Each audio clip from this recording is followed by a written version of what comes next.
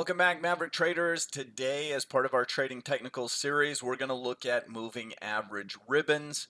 This is something that we're going to first kind of build a foundation for moving averages and the way that their slope changes, and then we'll combine some moving averages together to create those ribbons, talk about different time frames and maybe how to use them. So let's start with moving averages generally and talk about kind of the dynamics with those moving averages. So when you have, let's just say it's a 10-day moving average. If you had, let's say that this is a simple moving average. What does that mean? Well, a simple moving average is evenly weighted, which means that all 10 days carry the same weighting, whether you're day 2 or day 8, it doesn't matter, right? So a 10-day moving average does what? Well, it's pretty simple. It just simply averages out the closing price of the stock or whatever you're analyzing, the closing value for that asset over the past 10 days, and it plots out that average. So if the stock closed at 20, 21, 20, 22, 21, 20, the average might come out to 21. And so you average the past 10 sessions and it gives you a number. Now, the next day, what was day 10 would go away from the calculation and there's a new day added, right? The question is whether that new day is higher than or lower than the prior and so on. And let's say that the new numbers that keep coming in are higher and the old numbers that are going away were lower. What's that going to do to the average? Well, it's going to move it up, right? So if you keep putting in higher price averages and getting rid of lower, it's going to create that effect where that moving average is sloping this way. If you now start to trend down and you start inputting lower prices and getting rid of higher prices, well, that's going to have the opposite effect, where the moving average is going to start sloping this way. And so basically, it's just a line that plots from close to close. There's a new average price, and it just takes that average and it just keeps moving, right? And it just keeps moving around however those prices move. So price is leading and it's dragging along the moving average. Prices are what changes this.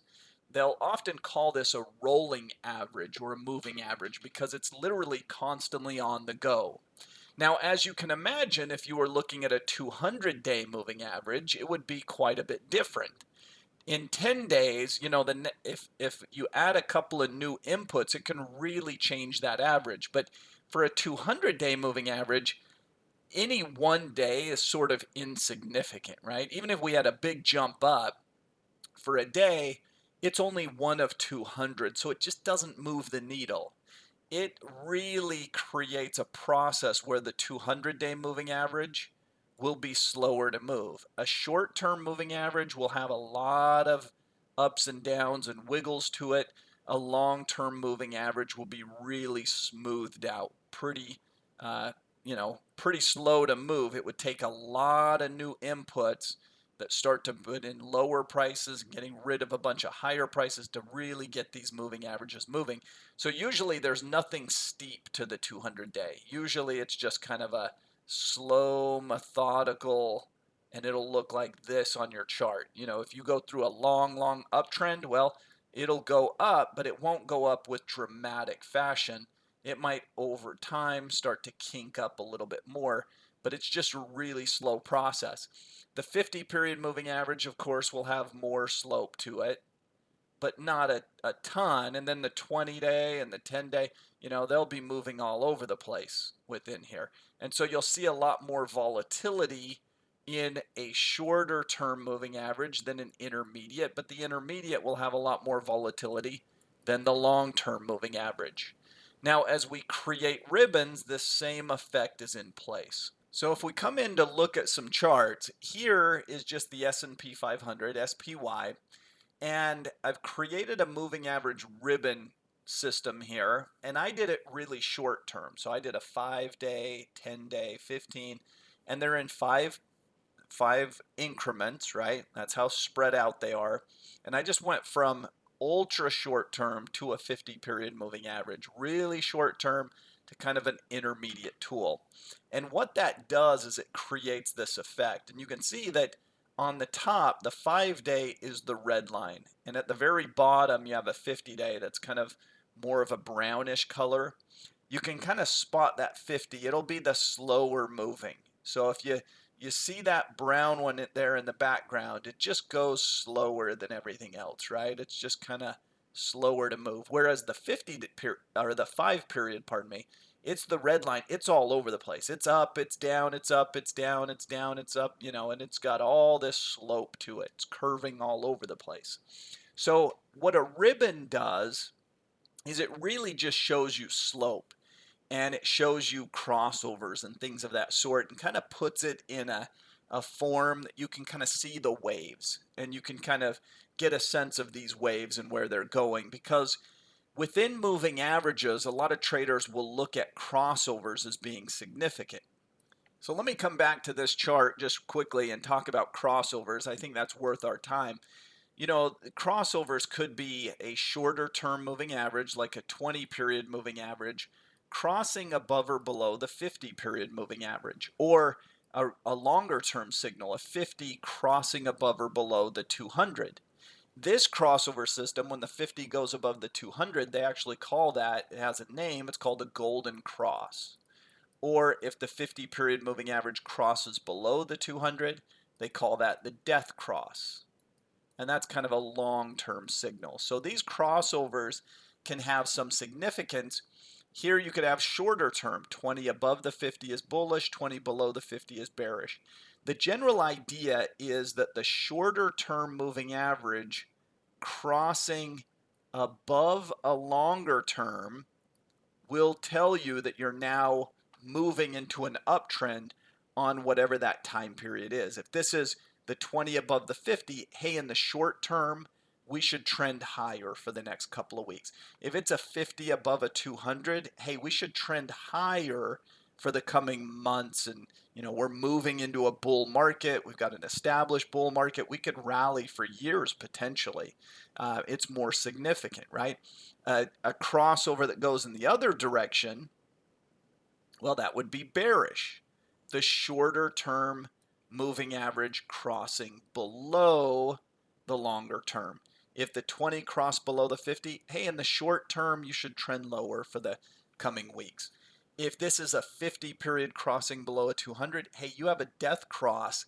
That could be significant for years. So on the ribbons, of course, the same concept applies in that, well, any crossovers and whatnot, it depends on your time horizon. We're using such a short-term system here, but the idea would be that as you kind of see these roll over, you see the effect where they're sloping upward and then they just start to roll over. This, if you were saying, where did the downtrend begin according to this? Well, the downtrend began right in here. This was the process where the shorter term moving average rolled over, crossed downward. And by the way, that was what, in January of this year? So this was kind of the start of the downward trend, right? And from there, you proceeded to trend lower, lower, lower for the coming weeks. In fact, the first bout of it was really sharp and steep, and then it kept going lower, lower. And then you had this little bounce, and you can see everything kind of reversed. All of these crossed up above. This would be a signal that, hey, maybe we're turning back into an uptrend in the short term. Nope, it failed, and right back to bearish over here where it kind of flooded, and then down, down, down for the coming months. Again, we rally up. You get this crossover. We did rally a bit further from there in the short term, but ultimately it failed, started to roll over, and down, down, down we go. And now we're trying to start a new upward phase, a new uptrend from about here. If you were just using those crossover systems as being kind of a signal for the markets, you'd have been bearish here, which was a pretty good signal. You'd have been bullish here, which was a bad signal. But the bad signals, you know, it wasn't too devastating. It reversed over the next couple of weeks, certainly a rough time period if you had tried to get bullish there. Here you got bearish, fantastic signal. Here you got bullish, pretty good signal in the short term. Here you got bearish, fantastic. And here you're getting bullish, and so far kind of working its way higher, right? If you were getting bullish in here as the crossover started to occur. Now, when we think about this and kind of those moving average crossovers in that process, again, we're using really short term, so this would be kind of a trading gauge. Here's the thing. Whenever you put something together, you want to think of it as sort of a recipe. You want to check the boxes. If you feel that we've moved into a bear market, which is in essence what we've done, do you trust the upward moves or do you trust the downward moves? And I would argue because the river is flowing down, right? We're in a bear market this way. You'd want to put a little more trust in the bearish setups and be a little more skeptical or quick on the trigger with the bullish, right? You could try to play this to the upside, but you're not surprised if it fails. And here, and even this recent one, we're probably coming into a zone here where there's just limited upside if this bear market persists. Now, it's always possible that this turns into the next bull market and that we've hit the bottom and so on. But as traders and risk to reward wise, it usually doesn't make sense to really bet on that. Instead, we would have more confidence trading in the same direction as the longer term trend. So let's look at this on a longer term scale. Well, one of the things that we could do is really back this out quite a ways. In other words, we could go out and say, well, let's look at it on a longer term basis. Let's go 100 day, 120 day, 140, 160, 180. We could just build a little longer time period here. And we probably could have spread these out where they're a little closer. But I'm just going to put 20 periods between each one. And this is going to move slowly. You're going to notice there's a huge difference in that chart versus the other, right? And if we go back, heck, let's go back 10 years or something. What do you see here? Well, now all of a sudden, it's not, I mean, you're looking at the big picture, the long term, what I would call the bull or bear market chart. And you certainly had a period in here where it went sideways. They all got bunched together. And same thing kind of in here and even in here in 2020. Kind of, a couple of those dipped down a little bit, probably the 100 day and the 120 day, but all the others kind of stayed up. We really stayed in a bull market. I mean, you could probably go back further. We were in a bull market for years upon years upon years. Sure, there were a couple of sideways moves and whatnot, but basically from back in the '09 bottom, this is the global financial crisis, the S&P bottomed here. Where did it turn bullish? Now, even on this long-term scale, you could say, well, it turned bullish right in here. You didn't pick the bottom.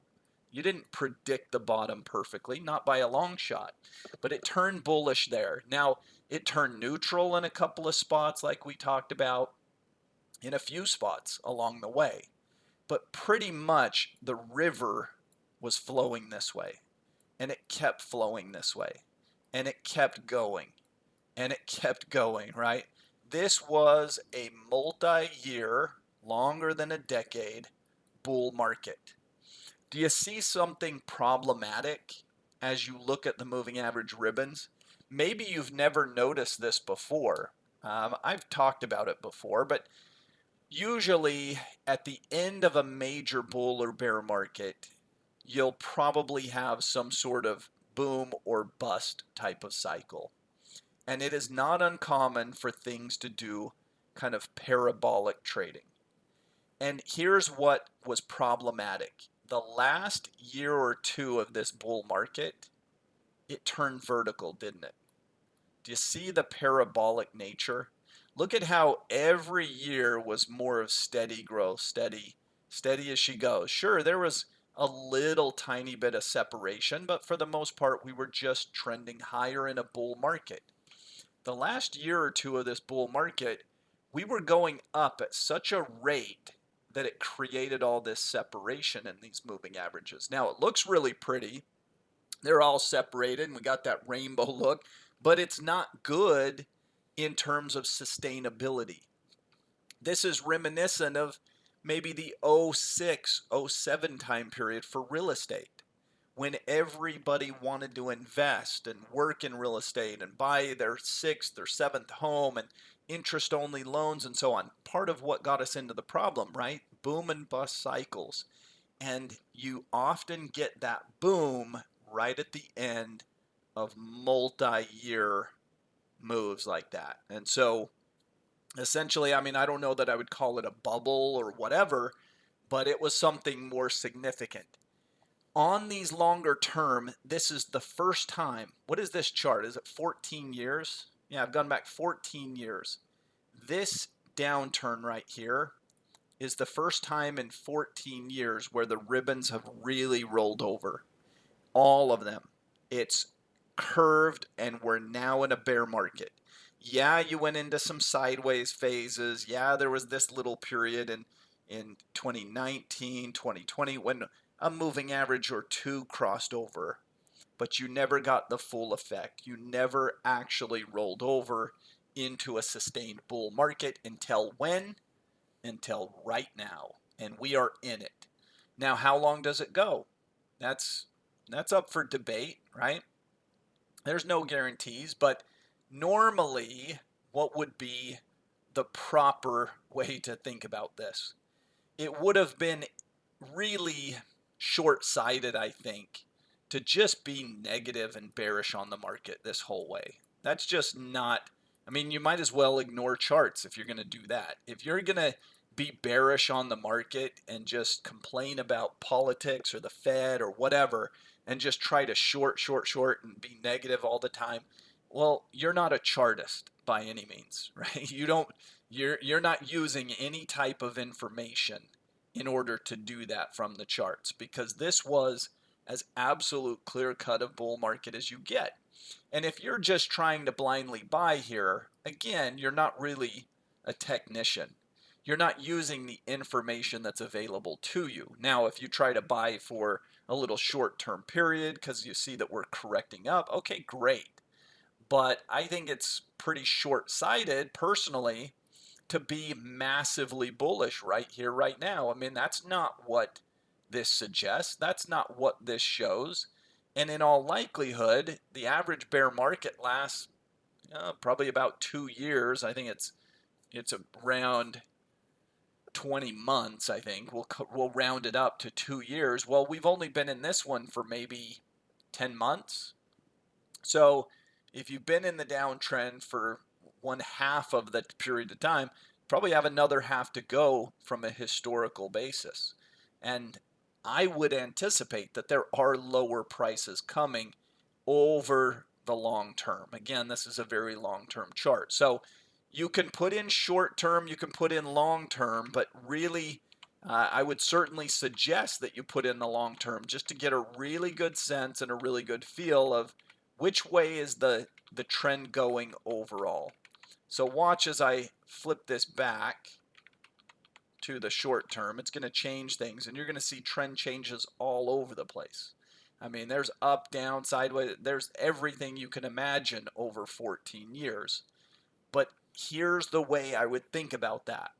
The long-term trend told us we were in a bull market, bull market, bull market, bull market. So I trust the up crosses much, much more than I trust the down. That has all changed this year in 2022. So now I trust the down crosses more than I trust the upward crosses. We have changed, the market's changed its dynamics, right? And we need to change with it. We're getting an upward cross. Do I trade it in the short term? Sure, carefully. But do I anticipate that it'll probably fade off and give us a bearish rollover in these moving averages in the not too distant future? You know, in a week, 2 weeks, sometime out here, could we start to fade off? Probably so. And I'll trust that one more because that one has more room to go. You know, if you think about it, when you're trading with the trend, there's just so many advantages.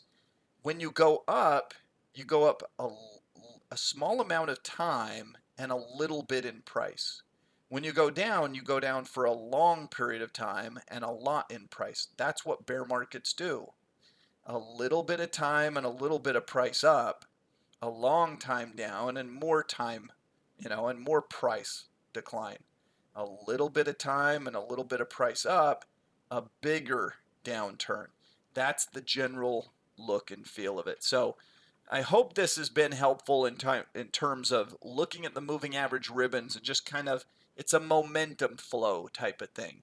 I think one of the most helpful ways for people is to put it on that longer term basis and really see the big picture effect and see those long term trends and kind of say, okay, this is going to keep me grounded and keep me really understanding, are we in a bull or are we in a bear market? And you could see the turn. It was the first time that we'd really entered a bear market earlier this year, and sure enough, it's played out like clockwork. So thanks everyone for joining us. On behalf of Maverick Trading, I'm Corey Halliday. We'll see you next time. Goodbye, everyone.